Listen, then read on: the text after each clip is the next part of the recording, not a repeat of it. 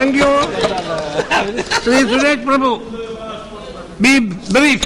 Sir, मैं आपको भी धन्यवाद देता हूं कि ऐसे विषय पर आपने चर्चा करने का एक मौका हम सबको दिया। सर, मेरा कहना है, मेरे मित्र नवीन जिंदल और वासुदेव आचार्य जी को भी धन्यवाद देने की जरूरत है, लेकिन शायद उनकी चर्चा करने का मकसद यह है कि हमारे देश में जो कुछ अंतर्राष्ट्रीय स्तर के उत्सव बनने वाले हैं, उसके सिलसिले में हमारे पास इंफ्रास्ट्रक्चर क्यों नहीं है, इसके बारे में इस तरह का प्रस्ताव उन्होंने रखा है। लेकिन मैं चाहता हूं कि ऐसे विषय पर ऐसी चर्चा हो ताकि हमारे देश में रहने वाले नौजवान, युवक युवती दोनों को भी इस तरह का मौका मिले, ताकि पूरे विश्व में जाके हमारे देश का झंडा वहां पर फैलाने का भी एक बहुत बड़ा बहुमान उनको प्राप्त हो। इसीलिए हमारे देश की सरकार ने इस तरह की फैसिलिटीज बनाने के लिए किस तरह का इंफ्रास्ट्रक्चर करने की जरूरत है, इसके ऊपर शायद चर्चा होने की जरूरत है। दुर्भाग्य से हमारे देश में स्पोर्ट्स, यदि हम खेल कूद का मामला आता है तो हम शायद उसको क्रिकेट तक ही सीमित रखते हैं। क्रिकेट में कुछ समस्या आ जाती है तो शायद देश के लोग मानते हैं कि स्पोर्ट्स के ऊपर कुछ समस्या आ गई। गांगुली को टीम में नहीं लिया जाएगा तो देश के ऊपर बहुत बड़ा संकट आ गया है। अभी देश शायद डूबने की स्थिति में आ गया है, उसको बचाना किस तरह से किया जाए, इस तरह की चिंता हम लोग व्यतीत करते हैं। इसके लिए मैं मानता हूं हमारी देश की चिंता, सभी चिंता जब करेंगे तो यदि हमारी देश की आबादी 100 करोड़ की आबादी, उसको यदि ठीक तरह से विकसित करना है, उसको यदि मानव साधन विकास करने की तरह से यदि हमको सोचना है, तो उसमें जो अलग अंग है, उसमें खेल कूद, यह भी एक बहुत बड़ा अंग है, अहम अंग है, और इसके लिए उसको हम सीमित करेंगे, उसको विस्थापित करें, उसको डेवलप करेंगे, तो मैं मानता हूं हमारे देश में रहने वाली आबादी भी ठीक तरह से आगे आएंगी। सर, हमने देखा है कि 100 करोड़ की आबादी, हम पूरे विश्व में जो भी इंटरनेशनल इवेंट्स होते हैं, हमारा देश ऐसा है कि उसमें हमेशा पार्टिसिपेट करता है। कोई भी इवेंट नहीं जहां पार्टिसिपेट नहीं करता। लेकिन जब वापस आते हैं तो वापस आने के बाद हम देखते हैं कि शायद कस्टम वालों को भी कुछ तकलीफ नहीं, क्योंकि कस्टम वाले यदि पूछेंगे एनीथिंग टू डिक्लेयर, तो no gold medal, no silver medal, no bronze medal, तो नथिंग टू डिक्लेयर। इसके लिए कस्टम को तकलीफ ना हो, यह सोच के हमारे स्पोर्ट्समैन यदि विदेश में जाके खेलने की शुरुआत करेंगे तो शायद मैं मानता हूं कस्टम की चिंता उनको इतनी करने की जरूरत नहीं, कुछ लेके आए ताकि डिक्लेयर करे, हमें भी अच्छा लगेगा, और यह करने के लिए सरकार ने काम करना चाहिए। आपने कहा कि हमारे स्पोर्ट्स मिनिस्टर कौन है उसका पता नहीं चलता। सर, शायद म्यूजिकल चेयर जिस तरह से होती है उस तरह से हमारे देश में स्पोर्ट्स मिनिस्टर भी आज यह है, वो कल वो है, कल चले जाते हैं। अभी आज भी कौन है मुझे मालूम नहीं, क्योंकि स्पोर्ट्स मिनिस्टर को मैं देख नहीं पा रहा हूं। शायद स्पोर्ट्स मिनिस्टर को अच्छा ट्रेनिंग मिले, इसके लिए म्यूजिकल चेयर का गेम खेलने के बाद उसको स्पोर्ट्स मिनिस्टर बनाया जाता होगा। लेकिन शायद आज यदि वो यहां उपस्थित होते तो मुझे अच्छा लगता, वो शायद हमारी बात को भी सुन पाते। सर, मैंने जैसे कहा कि यदि ये ह्यूमन रिसोर्स डेवलपमेंट की तरह उसको देखना चाहिए। सर, आप देखिए, हमारा पड़ोसी देश चीन है, हमारे से 30% आबादी ज्यादा है। पहले इंटरनेशनल स्पोर्ट्स में आते ही नहीं थे, क्योंकि उन्होंने अपने आप को वहां से विड्रॉ किया था। सर, आगे आज विश्व में कोई भी इवेंट होता है, सबसे पहला अवार्ड उनको मिलता है। सर, ये सिर्फ एक्सीडेंट से नहीं होता, सिर्फ चाइना को मिला, यूएसए को मिला।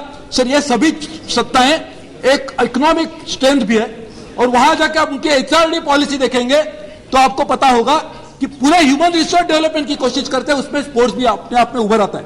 इसलिए मैं मानता हूं सिर्फ स्पोर्ट्स को कॉन्सेंट्रेट करके बात नहीं चलेगी, पूरी तरह से हमारे देश में रहने वाले 100 करोड़ आबादी को किस तरह से विकसित किया जाए उसके बारे में सोचने की जरूरत है। फिर कुछ लोग ऐसे जिनको स्पोर्ट्स में इंटरेस्ट है, जैसे हमारे नवीन जिंदल जी, वो पार्लियामेंट में भी आते, लेकिन पार्लियामेंट में भी स्पोर्टिंग स्पिरिट से बात करते हैं, और बाहर जाते हैं तो उसमें पॉलिटिक्स के बिना स्पोर्ट्स खेलते हैं। तो मैं मानता हूं इस तरह के लोगों को जो स्पोर्ट्स में रुचि है, ऐसे लोगों को स्पोर्ट्स में डेवलप करना चाहिए, जो नहीं है उनको नहीं करना चाहिए। लेकिन सर, इसकी बहुत जरूरी है। सर, हमको स्पोर्ट्स को एक जीवन विद्या की तरह से देखना चाहिए, और उसमें हमारी चिरातन पुरातन जो संस्कृति है, इसके आधार पर हमारे जो स्पोर्ट्स है उसको डेवलप करना चाहिए। सिर्फ क्रिकेट, इसको स्पोर्ट्स बन के हमारा अभियान नहीं चलेगा। जैसे कबड्डी की उन्होंने बात की, खो खो की बात की, ऐसे अलग अलग हमारे देश में पैदा हुए खेल है, उसको भी विकसित करना चाहिए। इसमें एक ही डर है सर, जब हमारे स्पोर्ट्स हमारे देश में विकसित होते हैं, उसको डेवलप करते, जैसे हॉकी की बात की हमारे, तो हम इंडियन स्पोर्ट डेवलप इंटरनेशनल बन जाता है तो हमको मेडल मिलना खत्म हो जाता है। आज हॉकी में यूरोपियन लोग डोमिनेट कर रहे हैं, इंडिया में एमिनेट हुआ। चेस में सर उसको शतरंज की शुरुआत हमारे देश में हुई, लेकिन आज उसके जो गोल्ड मेडल है अभी हमारे आनंद बन गए, लेकिन नहीं तो हमारे को कभी नहीं मिलता था। इसके लिए मैं मानता हूं इंडियन स्पोर्ट्स को इस तरह से डेवलप करना चाहिए कि हमारी इंटीग्रेटेड वे ऑफ लाइफ में उसका आने की सर जरूरत है, और वो करेंगे ऐसा मैं मानता हूं। सर सिर्फ स्पोर्ट्स डेवलप करने से सिर्फ स्पोर्ट्समैन डेवलप नहीं होंगे, एक स्पोर्टिंग स्पिरिट देश में डेवलप होगी, उसकी जरूरत है। क्योंकि आज जो तनाव हम समाज में देख रहे हैं उसको भी स्पोर्ट्स डेवलप करने से कम होगा। एड्स के बारे में जैसे हमारे आज के युवा स्पोर्ट्स मंत्री है, वो भी एड्स के में ज्यादा रुचि लेते हैं, मैं उनके लिए उसको धन्यवाद देता हूं।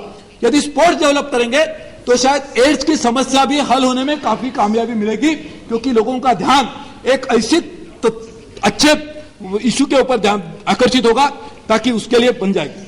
सर स्पोर्ट्स का इंफ्रास्ट्रक्चर किस तरह से डेवलप हो, इसके बारे में हम लोग चर्चा करेंगे। सर ये जिम्मेदारी हमारी सरकार की, सरकार सिर्फ लेक्चर देके कि स्पोर्ट्समैन तैयार होने चाहिए, तैयार नहीं होंगे। ये तो सब हम रोज लेक्चर दे सकते हैं कि स्पोर्ट्समैन होने की जरूरत है, स्पोर्ट्समैन स्पिरिट डेवलप होने की जरूरत है, लेकिन जब तक इंफ्रास्ट्रक्चर और द ग्राउंड तैयार नहीं होगा तब तक ये बात नहीं बनेगी, और उसकी शुरुआत हमको गांव से करनी चाहिए। सर हमने देखा है हमारे देश में, सर देखिए हमारे पास जो हमारे शेड्यूल ट्राइब्स है, सर शेड्यूल ट्राइब के लोगों को यदि हम एथलेटिक्स के ट्रेनिंग में लाएंगे, नेचुरल उनके पास इंस्टिंक्ट है, दौड़ने की उनको ताकत है, ठीक तरह से अपनी जीवन पद्धति में ही इस तरह का प्रयोग करते, तो यदि हमारे शेड्यूल ट्राइब के लोग अच्छी तरह से एथलेटिक बन सकते। सर हमारे जो फिशरमैन लोग हैं जो हमारे कोस्टल लाइन पे रहते हैं, उनको हम एक्वेटिक स्पोर्ट्स की ट्रेनिंग अच्छी तरह से देंगे तो ऑटोमेटिकली उनको बन जाएंगे। लेकिन उनके पास क्या नहीं है, उनके पास इंफ्रास्ट्रक्चर नहीं है, जो गांव गांव में बनाने की जरूरत हमारी सरकार की होगी। हम यहाँ स्टेडियम एक दिल्ली में बनाएंगे, मुंबई में बनाएंगे, कलकत्ता में बनाएंगे, चेन्नई में बनाएंगे तो इसका समाधान नहीं होगा। इसीलिए हर गांव में किस तरह से इंफ्रास्ट्रक्चर बने उसकी चिंता सरकार ने करनी चाहिए, और उसको लेके ही काम करना चाहिए। और सभी गांव में सभी स्पोर्ट्स खेलने की जरूरत नहीं है, कुछ गांव के लोगों को जो रुचि है उसमें खेलेंगे। हर डिस्ट्रिक्ट को किसी स्पोर्ट्स में एक स्पेशलाइजेशन डिस्ट्रिक्ट बनाना चाहिए। जैसे जिस डिस्ट्रिक्ट से मैं चुन के आता हूं, सिंधुदुर्ग डिस्ट्रिक्ट, वो हमारा चुनाव क्षेत्र, मेरा चुनाव क्षेत्र जो है वो कोस्टल लाइन पे है, तो शायद उसको हम सही माने में अच्छी तरह से एक्वेटिक स्पोर्ट्स में ला सकते हैं। सर स्पोर्ट्स के साथ जब भी हम इंफ्रास्ट्रक्चर की बात करते हैं, administration of sports is also very important. Sir हमने देखा है कि हमारे जो स्पोर्ट्समैन है उनको सबसे ज्यादा मैदान पे ऊपर खेल खेलने से भी पहले सिलेक्टर के साथ खेल खेलना पड़ता है। सिलेक्टर के साथ अच्छा तरह से खेल खेलेंगे तो शायद टीम में आ सकते हैं, टीम में आएंगे तो कुछ प्रदर्शन कर सकते हैं। जैसे धनराज पिल्ले की बात की, आज धनराज पिल्ले जैसे खिलाड़ी को भी टीम में आने के लिए सबसे पहले प्रयास करना पड़ता है कि इंडियन हॉकी फेडरेशन के जो अध्यक्ष है वो उनके ऊपर खुश रहे, उनकी मेहर नजर रहे, तो ही उनको आने की कुलत मिलेगी। इसके लिए स्पोर्ट्स एडमिनिस्ट्रेशन मैं मानता हूं सबसे आवश्यक बात है, जिसके ऊपर भी हमें ध्यान देना होगा। स्कूल से विलेज से और आगे आके डिस्ट्रिक्ट तक उसमें बात करनी होगी। सर दूसरी तरह से स्पोर्ट्स में एक करिकुलम इस तरह से लाना चाहिए ताकि स्कूल में पढ़ने वाले लोगों को भी उनमें पता चलने के लिए क्या उनमें इस तरह की रुचि है, क्या इनमें इस तरह की एक एप्टीट्यूड है कि जिसमें स्पोर्ट्स खेलने की जरूरत है। इसके लिए स्पोर्ट्स बेस्ड करिकुलम और सब specialised sports courses. Sir first का स्टूडेंट हिस्ट्री पढ़े, ज्योग्राफी पढ़े, साइंस पढ़े और साथ में स्पोर्ट्स भी खेले। यदि किसको इस तरह की रुचि है कि सिर्फ स्पोर्ट्स ही खेलना चाहता है तो कंप्लीटली डेडिकेटेड स्पोर्ट्स स्कूल हमारे देश में शुरू करने की आवश्यक है, और इस तरह से करने के लिए कोशिश करेंगे ऐसा मैं मानता हूं। सर उसी तरह से हर गांव में यदि हम एक योगा स्कूल, सर आवश्यक है कि योगा स्कूल बनाए ताकि डॉक्टर्स की भी आमदनी कम हो और उसमें एक लोगों की एक स्पोर्ट्स स्पिरिट भी बढ़े। इसके लिए उसको भी एक जरूरत है, मैं मानता हूं सरकार ने उस तरह से एक काम करने की जरूरत है। और सर हमने देखा है कि एक क्रिकेट क्लब ऑफ इंडिया के जब एक एफिडेविट फाइल किया कोर्ट में, उन्होंने कहा था कि हम देश के लिए नहीं खेलते, हम हमारी टीम के लिए खेलते और हमारे फेडरेशन के लिए खेलते। तो इसलिए यह भी एक आवश्यक है कि जो भी खिलाड़ी अपने देश का प्रतिनिधित्व करने के लिए विदेश जाता है तो उसके ऊपर एक जिम्मेदारी है कि अपने देश का ही उत्तरदायित्व निभाए और उसकी जिम्मेदारी करे।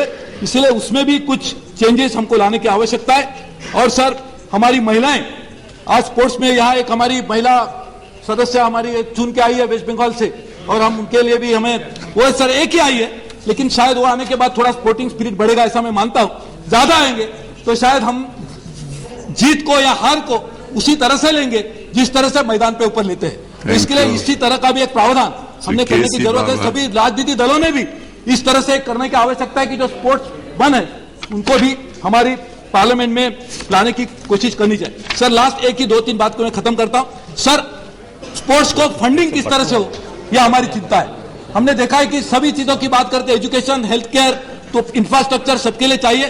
तो शायद सर मैं मानता हूं कि हमने सुना है कि क्रिकेट जैसे गेम में स्पॉन्सरशिप के लिए सिर्फ टेलीकास्ट राइट्स के लिए 1000-1000, 2-2000 रुपए दिए जाते हैं। सर मुझे विश्वास है और हमने अनुभव लिया है कि आप क्रिकेट छोड़ के जो अलग स्पोर्ट्स है जैसे टेबल टेनिस है उसके समर्थन में आप भी बहुत आपने योगदान दिया है। सर आप सोचिए यदि इसका एक ऊपर एक सेस लगाया जाए, इसकी जो टेलीकास्ट राइट्स है, स्पॉन्सरशिप राइट्स है, उसमें जो कमर्शियल अर्निंग मिलती है उसके ऊपर 10% रकम यदि और खेलों के विकास के लिए यदि सरकार के पास दी जाए तो उसका जो निवेश होगा उससे भी एक अच्छा इंफ्रास्ट्रक्चर डेवलप किया जा सकता है। और इसे मैं मानता हूं इस तरह का सेस भी शायद हमारी क्रिकेट के जैसे बॉडीज है जो कैश रिच बॉडीज है उनका भी एक कैश इस तरह से लाने की जरूरत है। और उसी तरह से हमने देखा है कि इलेक्शन का जो सर सिलसिला होता है जो स्पोर्ट्स बॉडीज का उसमें भी एक सुधार हमने आज तक देखा है कि इलेक्शन पार्लियामेंट में किस तरह से हो उसके बारे में हमने चिंता की है कि किस तरह से उसमें सुधार हो। उसी तरह से यहाँ के इलेक्शन की जो प्रोसेस है जिससे एडमिनिस्ट्रेशन बनाया जाता है जिसके ऊपर खिलाड़ियों को बनाने का जिम्मेदारी निर्भर होता है उसमें भी एक सुधार लाने की आवश्यकता है। और इसलिए सर मैं आपको धन्यवाद देता हूं।